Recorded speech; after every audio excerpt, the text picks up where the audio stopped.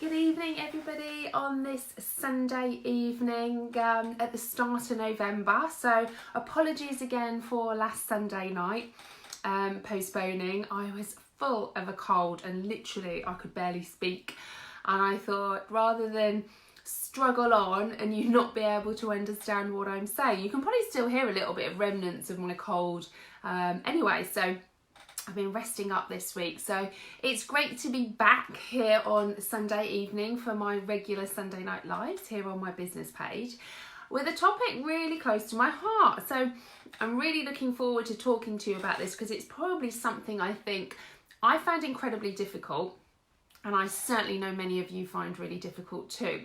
So for those of you who are coming on, remember this is a public page. So this is my business page. So obviously I know a lot of you are very mindful about what you comment on, what you post on, and I completely understand that. But if you want to say hi, please do so that I know you're there. It'd be lovely to say hello to you, and also where you're listening in from. And if you're listening in live, hashtag live. If you're watching on the replay, if you can pop a hashtag replay in, this just really helps me to know who's listening and where they are listening from, because I know I have a lot of people from the UK, America and Australia. So it's really nice to see if there's anybody else obviously that's listening in as well. Just obviously so that I can say hi to you, and I know with all the different time zones. Also, I have my free and private Facebook support group as well. If any of you want to come in there, it's divorce and breakup support after narcissistic abuse. I think I'm 2 members off 3,000 members now. So really great community. You know, you can post in there. It's all private. Nobody will see what you are posting there other than the community that we've got. And I have to say what a wonderful group of women it is as well. Now obviously this particular group is for women only. I do coach men as well, but this particular group is for women only. So if you want a safe space to cry, rant, ask questions, get tips, get advice, that's the place to be. If you're not in it and you want to be in it, just comment below and I will send you the link so that you can, and you might be the 3,000th member as well. So I'm very proud of everybody in that group, because ultimately it's about taking that one step forward towards healing, and that's a little bit about what I'm talking about this evening. So I know when I put this title out, people were thinking, how the hell am I ever going to forgive my narcissist ex? It almost sounds an impossibility in itself, doesn't it? How can I ever forgive somebody who has, you know, emotionally abused me, who has treated me with disdain, who has tried to control me, who has maybe betrayed me? All of these factors. Why would I ever want to forgive anybody like that? And you know, and believe me, I was absolutely the same. I was so stuck in the anger phase. When you go through a divorce or a breakup from anybody, it's the second most traumatic life event you will go through, going through a divorce, second to losing a loved one. If you factor in narcissistic abuse in that, well, you know, expect fireworks. I would say over 95% of people who come out of a narcissistic abusive relationship will have PTSD or CPTSD as well, which is complex PTSD, which I did some videos a couple of weeks ago about PTSD and the narcissist. I certainly was actually diagnosed with PTSD because I was seeing a psychotherapist at the time and a counsellor, and I was also suffering with depression, anxiety and self-harm.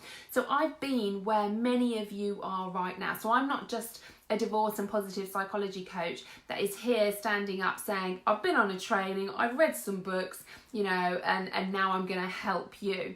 I've been where you are, you know, I know what it's like to feel that control, the boundaries being crossed, and I'm a highly sensitive empath as well, which many of you listening will be empaths too, because empaths are a magnet to a narcissist, you know, for many reasons. And I did a video about empaths and narcissists, and I know I had a huge response about being an empath, and I'm definitely going to do more videos about that as well, because it's an incredible gift to be an empath.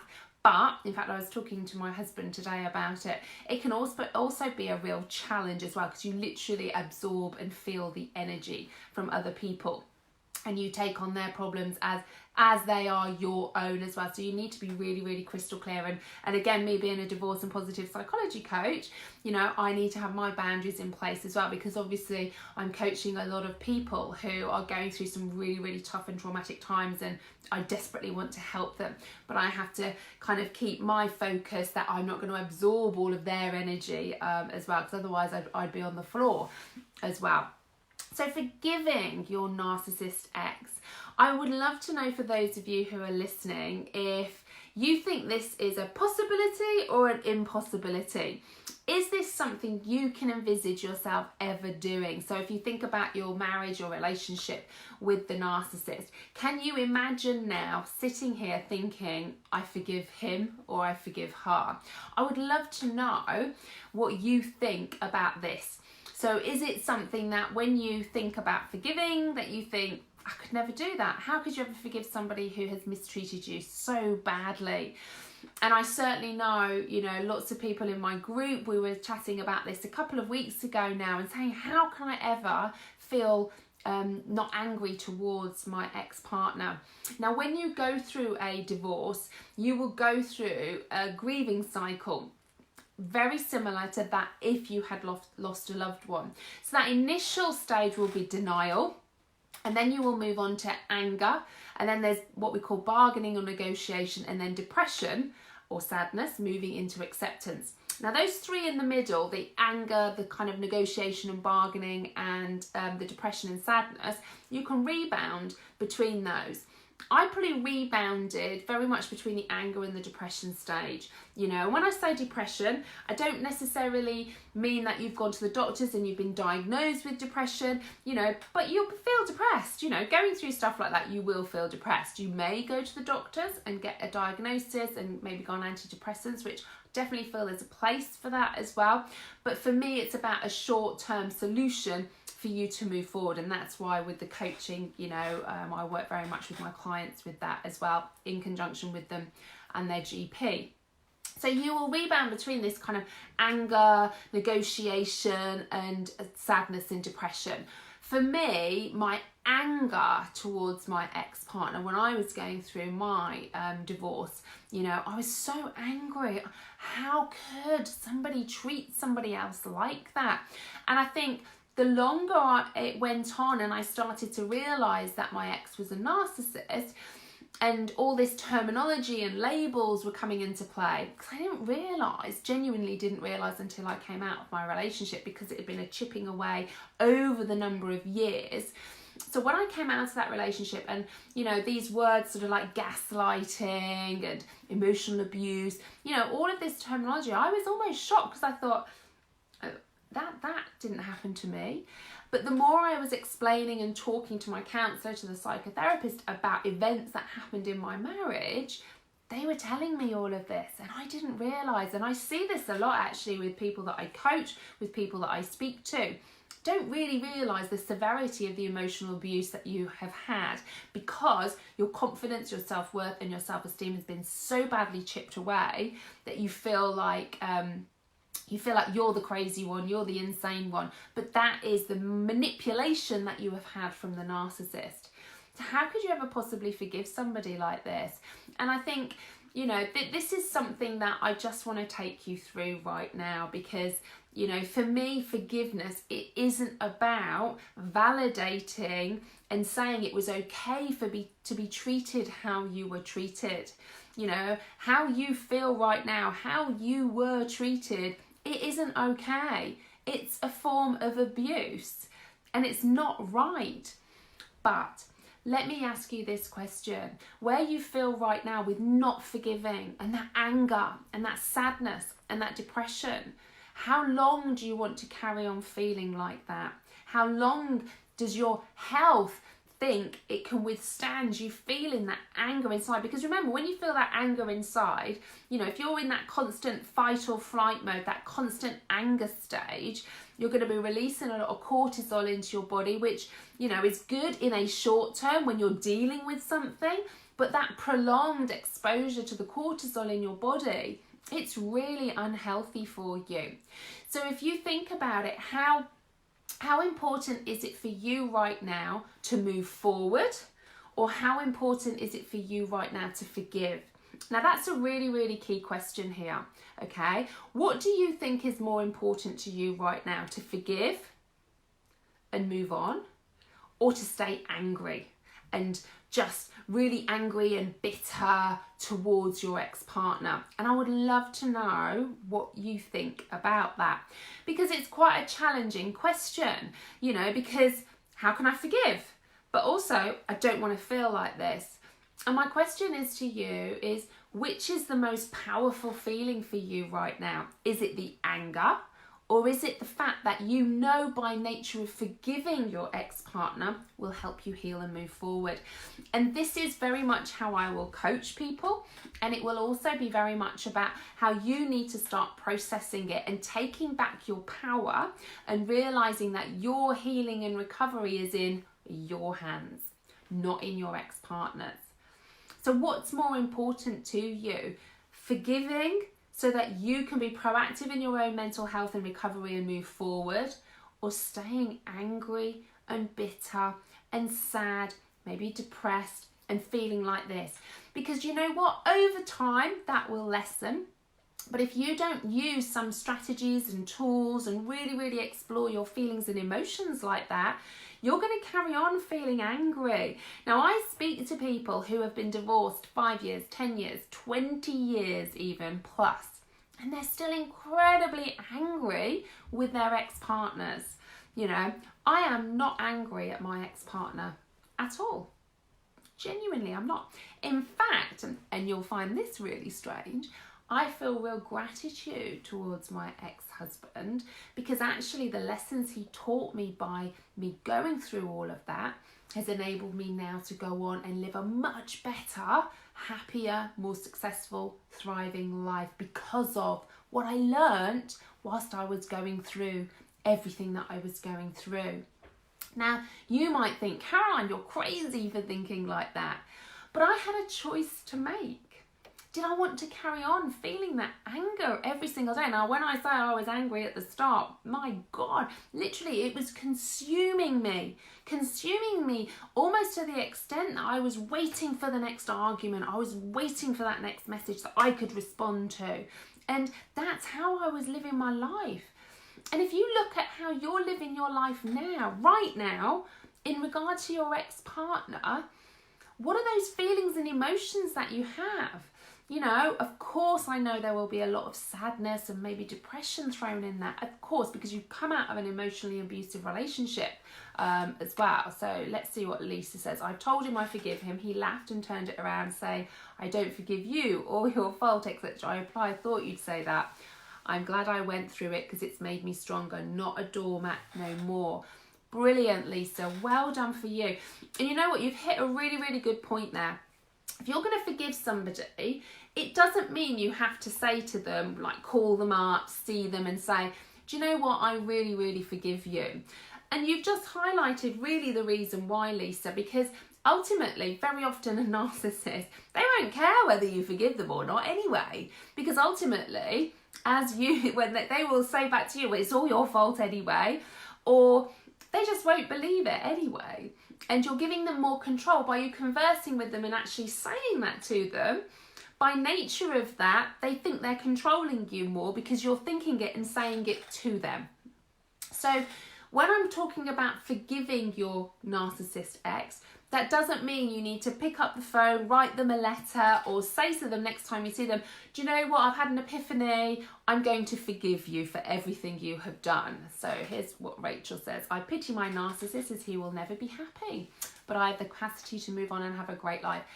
Absolutely, Rachel, you've hit the nail on the head. A narcissist will never, ever change predominantly because they don't recognise that anything is actually wrong with them. And you're absolutely right. So, Lisa, I've even said in court, great. Do you know what? One thing I will say, never use the terminology narcissist or anything when you're going to court. They really don't want to know. And actually you saying that in front of judges and things, they don't want to hear labels. Focus on the behaviour as opposed to the actual label, because the behaviour speaks for itself.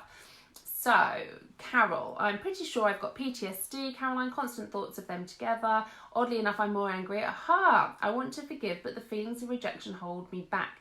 27, yes, married. He's been gone 7 months. He was emotionally, financially abused me last 2 years. I keep remembering the nice him, though. He blames my ill health for everything. It's hard to forgive. Absolutely. So, loads and loads of things there, Carol, going on. He is going to blame something because obviously it's got to be your fault.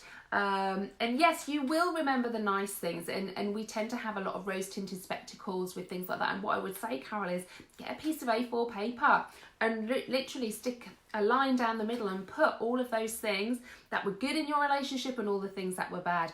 You need to actually process and visually see these things, because particularly if you're an empath as well, which most of us will be if we've been in narcissistic relationships, you know, we tend to remember the good. Maybe obviously stuff happened in his childhood.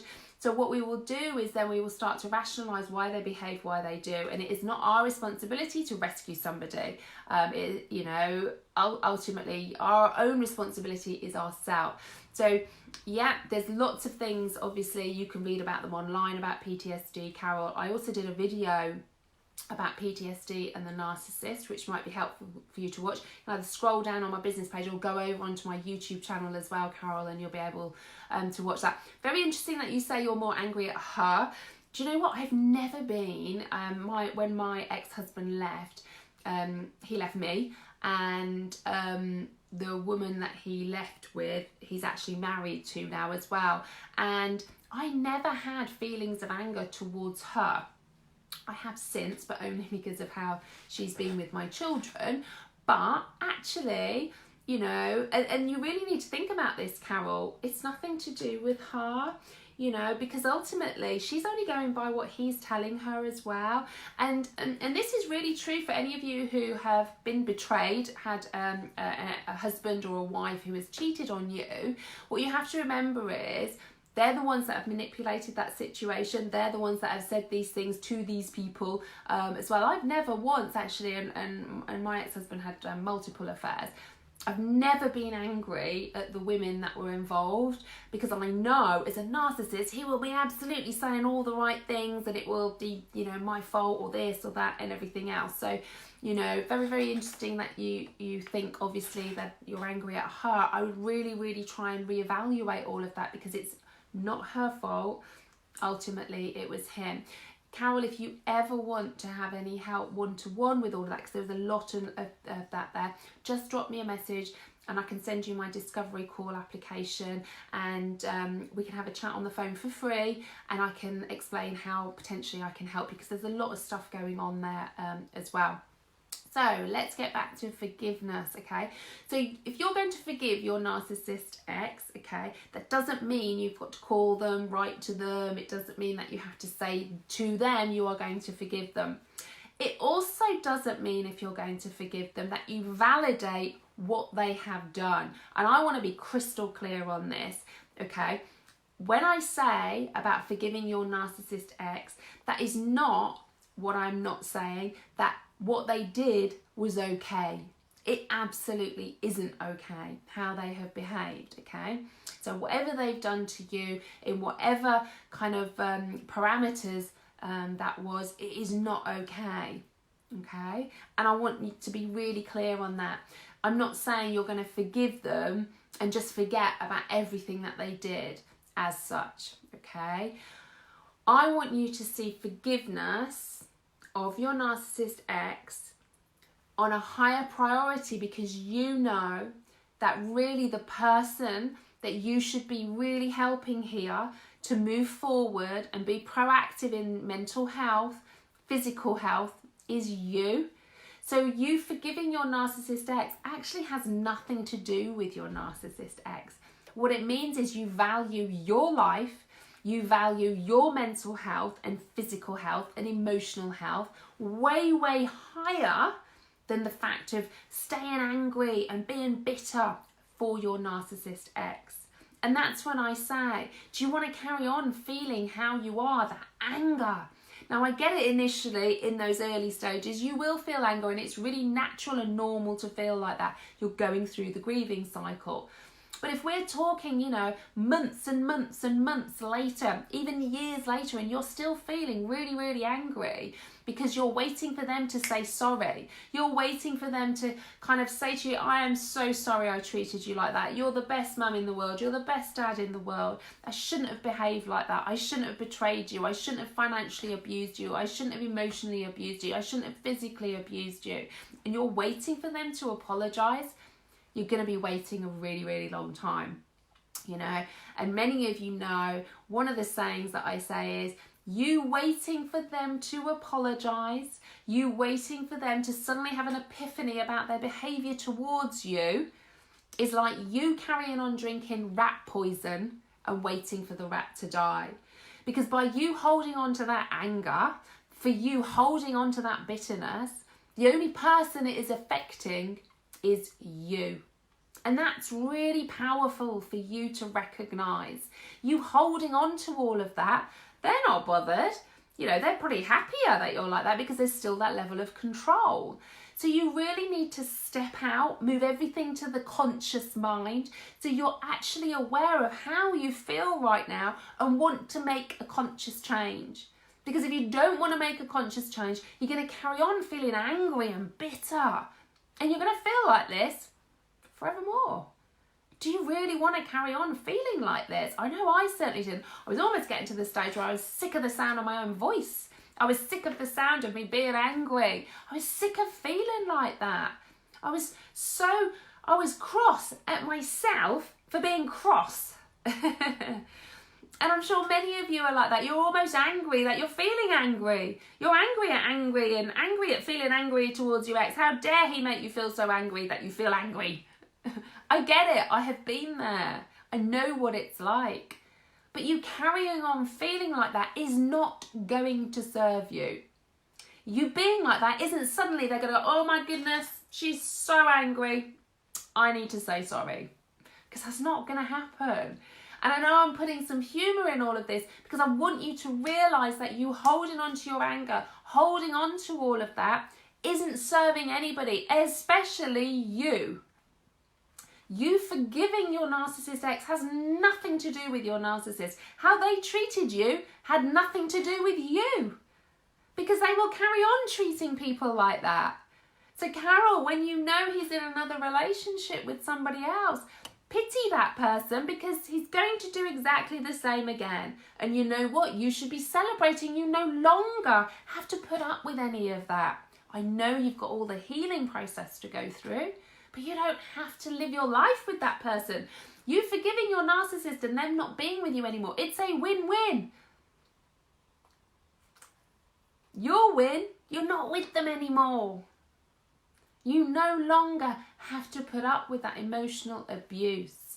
And if you don't forgive and you carry on feeling angry, guess what? You're going to attract more people like that into your life. How many of you have come out of a narcissistic relationship, kept really angry, and then if you've had other relationships and even friendships as well, because I really noticed this, that I had lots of friendships that were narcissistic as well, and I had to recheck everything, put my boundaries in place, because what I realised was that by nature of me being angry and bitter, that I was attracting all of that into my life as well. I just felt like my whole life was this big anger ball. And I hated feeling like that. And I don't want you guys to carry on feeling like that when you can do something about it. But you've got to want to do something about it. Because I know how hard it would be for you to look in the mirror tonight and say, I'm going to really try now to forgive my narcissist ex because I value myself more than my narcissist ex. Who's more important to you, your ex or you? And it's you. But it's in your hands. It's in your power to forgive, not because you're validating what they did. Let's be clear, that is not the case. But because you value yourself, you value your mental health. Wouldn't it be wonderful for you to start to forgive your narcissist ex so you can finally start to heal and move forward? Because I guarantee it, if you don't do that, if you're still holding on to that anger, even if we're talking years later, that'll be simmering away and you're still never going to be fully healed. And I want you to be fully healed. I want you to work on yourself, to know that you matter. You deserve to be happy. You know, yes, it's going to take time. And of course it's a process coming out of an emotionally abusive relationship with a narcissist. Of course it is. It's not going to happen overnight.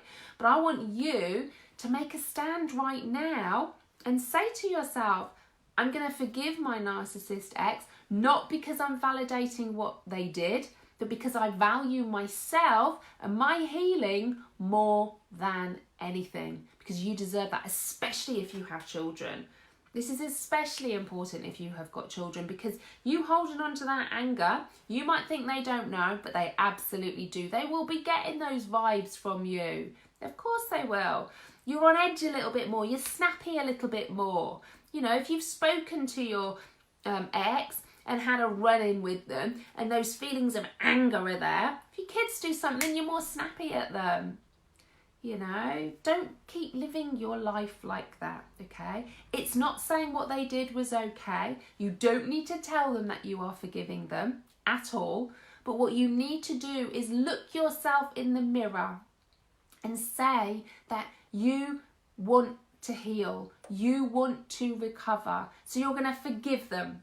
By nature of you forgiving them, you're going to start letting go of that anger, because then you can now start focusing on your recovery and your healing. Because let me tell you, whatever you say or do, you can't control what they say or do. Not at all. How many of you have tried? How many of you have tried to send a message or this or that? No, it's not worth it. You can't control what they say or do. So why are you focusing on feeling so angry at somebody that you have no control over? What is the point of doing that? And I know it's really, really hard to see when you're in it, when you're feeling that anger, because maybe they've left you, you know, in financial ruin, like I was. You know, I lost my family home. I had my home repossessed. I had over £70,000 worth of debt. I had a right to be angry, didn't I? Absolutely. But me holding on to that anger was not serving me. You know, here we go. All what you're saying is making perfect sense. I'm glad to hear it, Carol. I'll message you for extra help. The group already helped me. Thank God for people like you who've been here and understand myriad of emotions. And it is a myriad of emotions. Coming out of a divorce or a breakup from a narcissist is totally different from anything else. And that's why I'm really passionate about coaching. And those, even if they're going for counselling, you've got to make sure somebody knows what they're talking about with narcissistic abuse, because it's very, very different. And very often counsellors or therapists, what they will advise their clients to do or help them is absolutely contradictory of what you should be saying to someone who's come out of a narcissistic abusive relationship. I want to change. My normal personality is bubbly and happy, not the lost, angry stranger I've become. If I met my ex today and knew what he'd done, I wouldn't even want him as a friend, let alone my husband. I have to learn to put myself first. It's always been him. Children, grandchildren, and my medical career that I've lost. I've just looked in the mirror and said it. It felt good. Fantastic, Carol. When you are on an aeroplane, when those oxygen masks fall down, who do the cabin crew say to put the masks on first? You. And why do you think that they say that? You know, if you've got your kids next to you on an aeroplane, why do you think they say you need to put it on yourself first before your children? Because if you're dead or you're collapsed or you're, you know, unable to function, how can you function for anybody else? And it's a big thing there, Carol, when you say that, because so many of us think putting ourselves first is selfish. No, no, no. Putting yourself first is imperative. You're teaching your children, for a start, that they need to put themselves first. Not in a selfish way, but because the best relationship you can have is with yourself. And by nature of you doing that, it means then you are able to function for other people. You can be a better mother, you can be a better father, you're a better sister, friend, brother, son, daughter. Siobhan, it's a nightmare. 28 years wasted. He was taking everything and it still isn't enough for him. Totally get that. I mean, I know when you say 28 years was wasted, I'm sure you had some good times as well. You know, and And I would say that, Siobhan, for you is don't dwell on the past. Look at what you've learned from that and then start from that point. You know, you've still got many years ahead of you. You may have had children in that time. You know, you've had a series of events that you have learned from to bring you to where you are now, and you can heal, you can recover, and you can be happy because you deserve to be happy. Alison, what about when his whole family hate you and want nothing to do with you, and I'm the mother of their grandchild or nephew? Totally get that, Alison, and you know why? Because I'm exactly the same. My ex-husband's parents have never seen my daughter. She's 10 now, and they've seen my son twice. The last time when he was 16 weeks old and he's 14. Again, I could focus my anger on why don't they want contact with my children? Why don't they want all of that? But how is that going to serve me? Remember, we're moving stuff to the conscious, consciously looking at what is going to serve me. Are these emotions actually helping me live my life, you know, to be more happy? No. Now, I know it's incredibly hard because you almost feel like in that scenario, Alison, you know, when you look at your beautiful children, don't you? You know, when you look at your son and you think, how could they not want anything to do with him? But you know what? They're the ones missing out. They are the ones missing out here. And rather than being angry at them and wanting them to behave a certain way, which you have no control over, let it go. Forgive all of them for that so that you can dial down your anger and then focus on living your life with your son. Because do you know what? What a beautiful gift you have with your son. And you can create an incredible life. You can't choose, unfortunately, who your family are.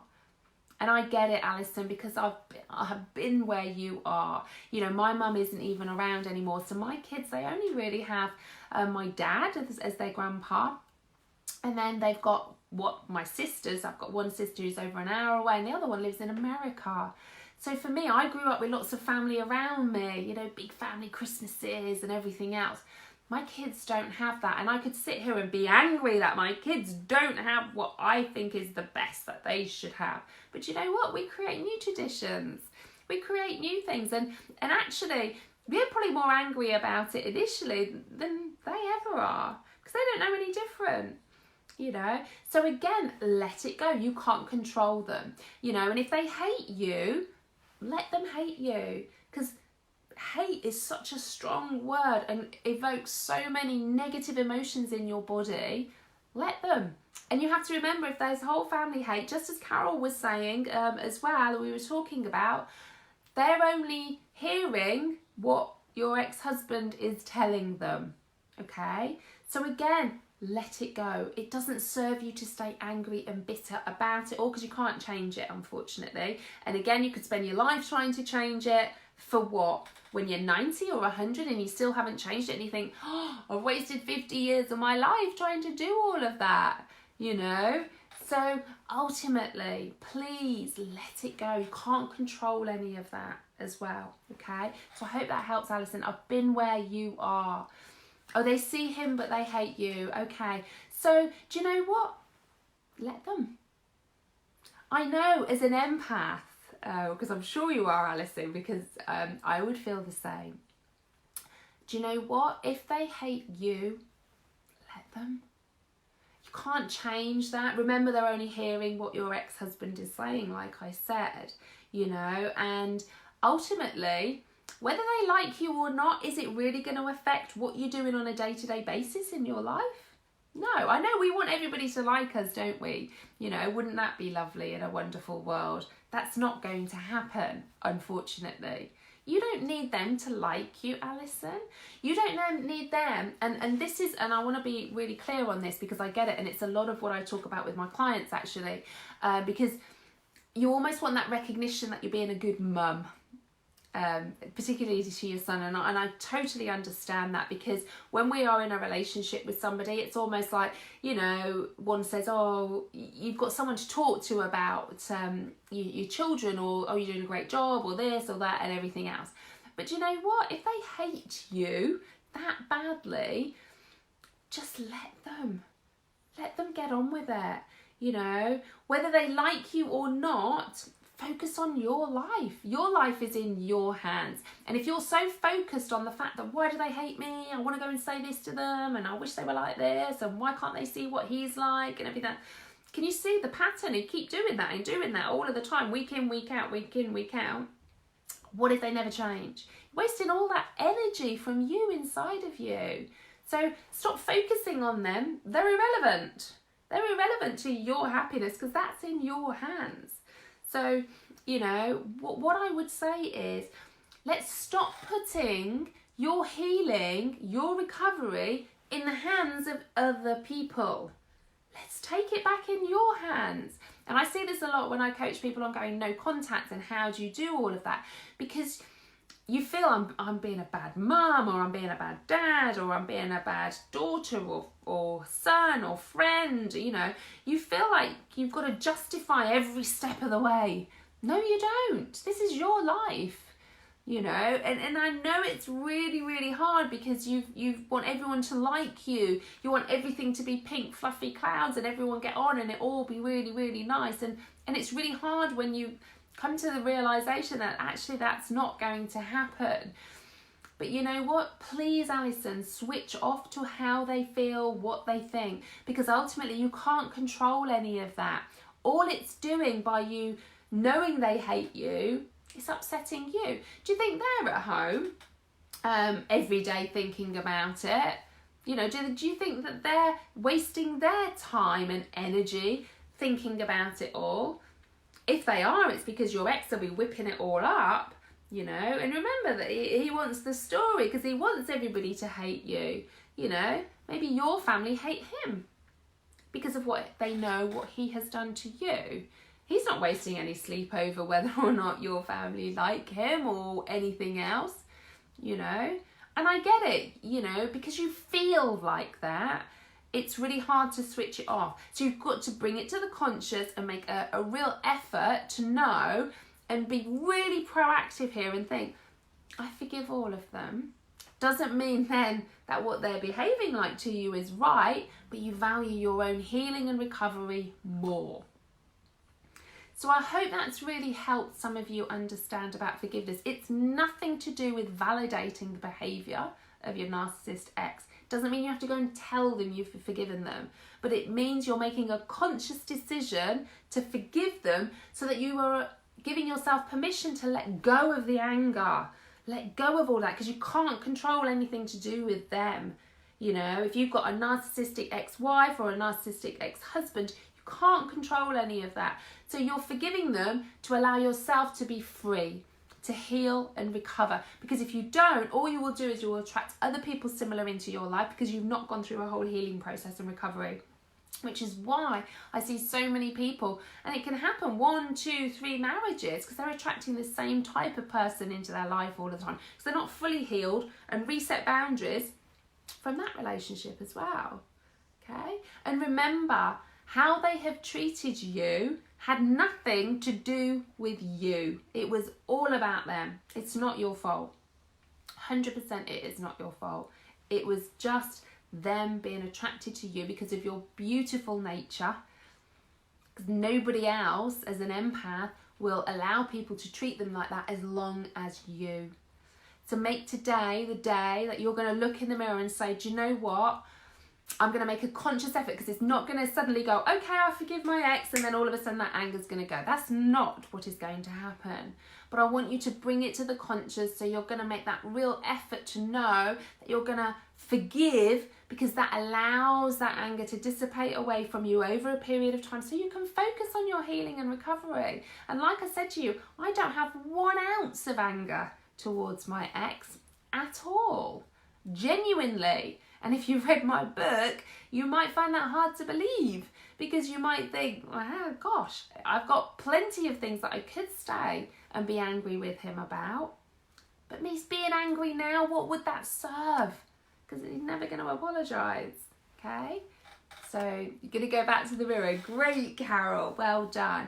If any of you aren't in my group, my private and free support group on Facebook, please comment below and I'll pop you the link over to you as well. So you can come in there. It's divorce and breakup support after narcissistic abuse. Fantastic group full of incredible women. if you ever want any one-to-one coaching, I do coach men as well, please drop me a message. I can send you my discovery call application, which is a free call I have with you. It just allows me to get a little bit of history about where you are and you know, your biggest struggles right now. And we can have a quick chat and I can explain to you how I can help you as well, because I know, you know, I try and help as many people as I can with the lives and in the group, but I know some people, you know, that one-to-one help, me being right by your side through all of this process can make such a big difference and massively speed up your recovery as well, very much so. You know, because I offer a service where, you know, we don't just have a coaching session, you can message me outside of that anytime as well. So you've got me on tap. So, you know, if you imagine over the last week all those moments where you felt really, oh my goodness, you would message me and I would help you keep moving forward as well. So, you know, have a fantastic week. I'm going to go and have a hot bath now because I've just had 3 hours of dance training for my Strictly Northampton event on the 1st of December. So I'm going to go and have a hot bubble bath now. So Sundays are always very, very hectic for me. I hope that has helped you understand that forgiveness isn't necessarily about the other person. Okay, it's allowing you, giving yourself permission to finally start to heal and move forward as well. So have a brilliant, brilliant week, everybody. Take care. Please know I'm always at the end of a message. You know, I just am on such a mission to help as many of you as possible recover after narcissistic abuse, because it nearly broke me and I know what it is like to come out of that, and I want to make a big difference as much as I possibly can so that you can move forward and not just survive but really go on to thrive as well, because I know I have, and you may not feel like that right now, but everything I learned from my marriage and coming out of that and my divorce has made me who I am now. And I learned so much about people, about myself, and I'm so grateful for that now, you know, so that I can now go on and live my life. You know, I've remarried, you know, my kids are very happy and well balanced, as can you carve out a new life for you as well. It can be done. I am living proof of all of that, and you know, you can be happy again. I promise you, you can. So take care, everybody. Have a fantastic week, and I will see you again next Sunday night at 8 o'clock.